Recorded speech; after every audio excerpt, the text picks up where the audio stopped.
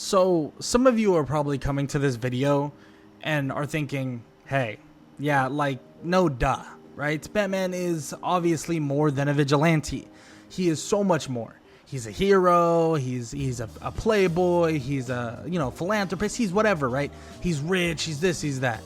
But the reason why I even bring up this topic is, frankly, I've forgotten what Batman really is. I'm so kind of involved in this, like, I love Batman. I love the way he fights. I love the way he messes people up. I love the fight scenes. I love this and that. But what makes Batman really Batman is kind of the same kicker of what makes the Flash, and the same kicker of what makes Superman, and that is compassion. That is wanting better for your villains. I've talked about how the Flash really loves his villains, right? And really wants them to be better. Now, Eobard Thawne might be the exception, and I think everybody has those exceptions, but a Batman isn't a Batman without his true compassion and without his want for rehabilitation of his villains. And that's what we'll be talking about today. Why Batman is so much more than a vigilante. He is truly a hero, right? Batman isn't he obviously is your billionaire and stuff like that, but he isn't just someone who is seeking to just give out brain damage and throw villains in prison. That's not what he is. There's been many times where Batman has been shown to be giving these villains compassion and so much more. Now, let's start with something a little bit back before I was even born. Let's start with Batman the Animated TV series, where we have kind of a whole kind of section, I believe it's around 6 episodes, of kind of these different villains being rehabilitated. From your Harley Quinns to your Penguin and your Poison Ivies. But there's an understanding that needs to be made that Batman in all of these, he shows compassion. He shows that he wants them to be better. He wants them to get better. But sometimes redemption isn't in the cards for these people. Now, this shows that Batman himself wants these villains to be better. Frankly, he wants them to be proper people in society. But even though that he probably even knows that they won't actually be those things and they won't actually flip over to that side, he still presses for it. He still wants for them to actually be good people. Wants them to be, well, solid, maybe even heroes, even people that will make a difference. And the one that always sticks out to me, especially in this animated TV series, is when Harley Quinn finally gets out of the psych ward, right? It's all funny, it's all, laughs, haha, right? She goes shopping. She wants to go shopping with her hyenas, and she gets into a bit of trouble. She had no intention of stealing and no intention of doing this, but they kind of point her out, and they basically more or less tell her, like, and kind of profile her as a criminal. And in my eyes, yes, it makes sense. But in the eyes of Harley Quinn, she's thinking, hey, I just got out. I just am doing better. I finally have this approval from my psychiatric hospital. I finally am out of prison. I'm finally doing better, right? And now I'm getting hurt by these people. Now these people are telling me that I'm a criminal, but I didn't do anything, right? That's where Harley Quinn would kind of jump off the rails and start doing the normal Harley Quinn stuff. And that's where, of course, the one and only Batman is gonna have to stop her. But what does Batman say when he gathers her up and puts her right back into the psychiatric ward and or the prison? Well, it's not that no matter what and no matter when she escapes that he'll stop her, he'll shut her down. And did he brutally hurt her in that during that kind of time period, in that span of time that she was out? No, of course not. Now, what else did Bruce or Batman say to her? Well, Bruce was understanding. Batman was understanding. He would understand that everybody has a bad day. And you know what he tells her? That he had a bad day once as well. And this is what connects Batman to his villains and continues to connect him to these villains, right? He has this compassion for them. He may not be in the same scenario and in the exact situation, but he has had a bad day once. He watched his parents, be brutally killed. He watched his parents fall and pass on to the next life. That was his bad day. And yes, he's not here to compare his bad day to hers, but he wants her to understand that he gets it, that he's had a bad day before, and that she had a bad day today, and that there is more for her, that you're not defined by your one bad day. And now Batman does get a big fat kiss for this, but of course that's not where he was trying to go with it. He was trying to make her feel comfortable, make her feel happy, make her understand that just because you had one bad day doesn't mean you're always that one bad person, which is an amazing thing. And to connect on to the idea of redemption and the one bad person, I want to talk about Arkham Batman. I love talking about Arkham Batman. I think Arkham Batman and the Arkham franchise is freaking fantastic, at least for the most part. And someone I want to talk about is a villain, and is one of my favorite villains, and that is Poison Ivy. Poison Ivy in the Arkham games is flat out a villain, right? She does some really bad things. But on top of that, she is also working with her plants, with nature, and all of these things. That is what she's connected to. Now, what makes this kind of perfect for the Batman storyline, and basically him showing that compassion, is he gets Poison Ivy to more or less sacrifice herself to stop the fear gas that is being spread throughout Gotham. Now, how the hell does he get a villain, quote unquote, to sacrifice themselves or put themselves through hell and back to stop another villain from doing bad things, right? Batman was able to convince her through the usage of basically conversation of nature and what nature's supposed to do and what she's supposed to protect, and that Scarecrow is threatening all of those things. And she decides that she is going to take it upon herself to cleanse everything. Get rid of it. Get rid of the fear gas cloud that is seeping through it all, that is going to basically hurt Gotham, throwing them under this spell of absolute fear. And Poison Ivy, well, she may have done some bad things, and she may have had some bad days, but with redemption, one good day is all it takes. And that's exactly what happens. With Batman holding her in his arms, he watches as she chips away and begins to fade, as she dissolves into nothing and spirals through the air, entering nature once again. And she even gives off a little, nature will always win. Nature will always be the final thing, right? And Batman feels sympathy for her. You can even tell that Batman is, that Batman is sad about it. That Batman is genuinely sad about it, right? He's talking to Alfred, and Alfred's saying, hey, you, and then he stops, well, and Poison Ivy, you did it, right? You guys did it. And Batman says that Poison Ivy didn't make it. And you can tell he's a little torn by it because he doesn't want to see people die. That is the last thing Batman wants, and that's a big thing for Batman, not killing.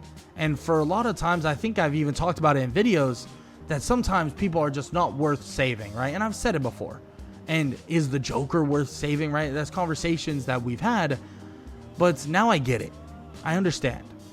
Batman does feel as if he needs to follow this code through, not only because he believes killing is wrong, but because of redemption, because of the chance at redemption.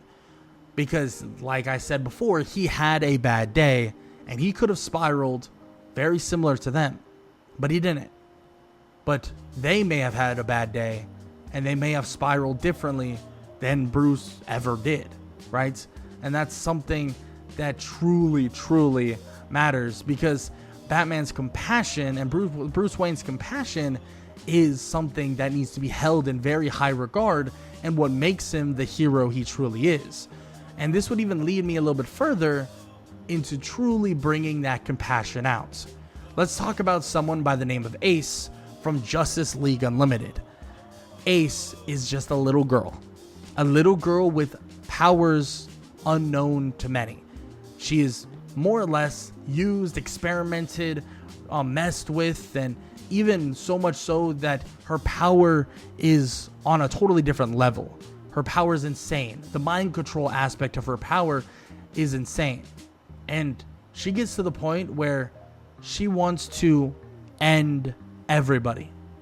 End it all. End everything. Because nobody helped her. All they did was torture, hurt, and destroy her. She never had to have a childhood. She never was able to be that little girl, right? She was never able to be herself. So she went haywire. And that's exactly what happens. And there's a conversation between Amanda Waller, Hawkgirl, and also Batman.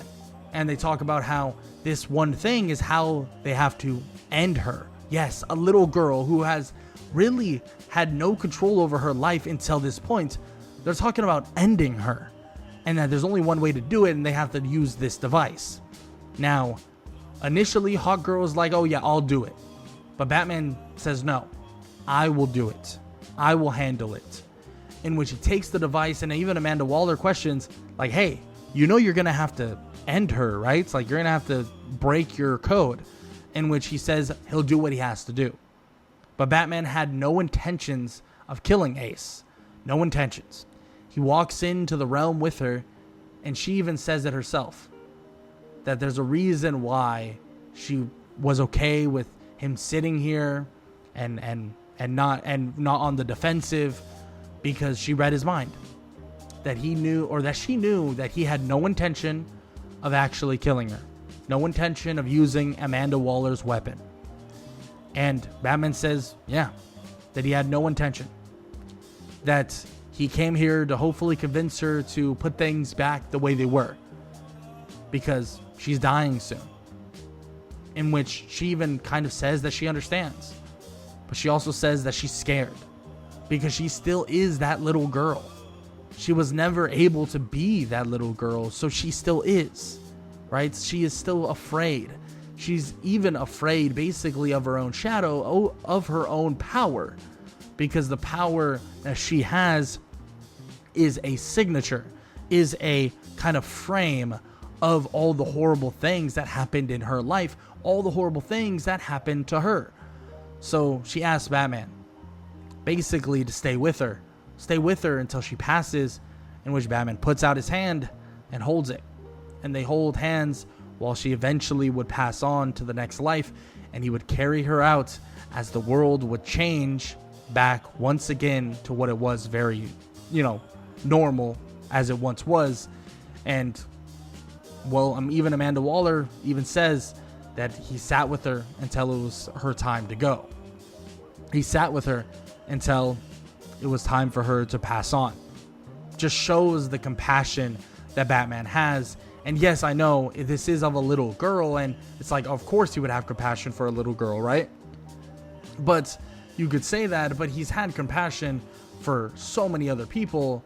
I mean, we could even talk about another time, and also the last time we'll be talking about, which, by the way, there are countless. I'm talking countless times where Batman has shown this insane compassion. But this is another one we'll talk about, which I believe is from the Batman animated series again. And it's involving Bruce Wayne and Harvey Dent, right? Other known as Two-Face. Now, we get a lot of scenes that are very interesting in this kind of regard. We get some scenes that involve kind of Bruce or Batman hanging on and holding onto Harvey or Two-Face and trying to make it so that he doesn't fall, right? You hear Batman ask him, please, Harvey, let me help you. let me kind of, let me fix what's going on, that you're not necessarily the monster that you portray yourself as, that you have to make a choice now between the coin and basically your own life. Like, that is the choice you need to make. And you can tell that this version of Batman pushes and presses for Harvey Dent to be the good person that he was, be the person that he knows he should be and is. And it's a beautiful thing and a beautiful scene when Two-Face is laying down. Half of his face is a monstrosity, and the other half of the face, is him. And he sits there and lays there, and he hears that Bruce Wayne picked up the tab. Bruce Wayne picked up the tab for the surgery, and he says, "Wow, he picked up the fee." He says, "Good old Bruce, right? Good old Bruce. He's never given up on me. He's never been given up on me. He's always been my best friend." And that is just a beautiful, right? It shows in a nutshell the compassion that Batman holds for the villains that he faces on a day-to-day basis. The compassion he holds and the want for redemption. So I want to make it very clear. As much as I love seeing a version of Batman stand there and be brutal and be freaking amazing in terms of fighting and brutality and with no remorse, sometimes I like seeing it, okay? And it looks cool, all right? But that's not what Batman is. If the Batman that you know doesn't hold compassion, doesn't hold this want for redemption of his villains, then he's truly not Batman.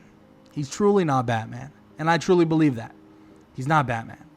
But we know that the true Batman, the really, the one and only Batman himself, is one that shows compassion and that seeks out the redemption for his, villains. Every villain alike. Now, with that said, I would love to hear what you guys have to say in the comment section below. Did you guys enjoy the video? Did you guys enjoy what I had to talk about, what I had to speak on? And also just anything that you have in mind yourself. Maybe some examples. I would love to hear some examples from comics to even maybe other TV shows that I left out, right? I can't talk about everything. This would be probably like a freaking 40-50 minute video. Maybe you guys would like that, but personally, my editor would hate me if I made a 40-minute video. Now, with that said, please leave some comments below and let me know what you guys have to say, what you guys think, and also just anything that you would like to say about the video and some of the ideas that I had in this video. And yeah, that's all I got to say. Hope you guys enjoyed. And if you enjoyed this video, YouTube believes that you'll enjoy this one. So might as well go check it out.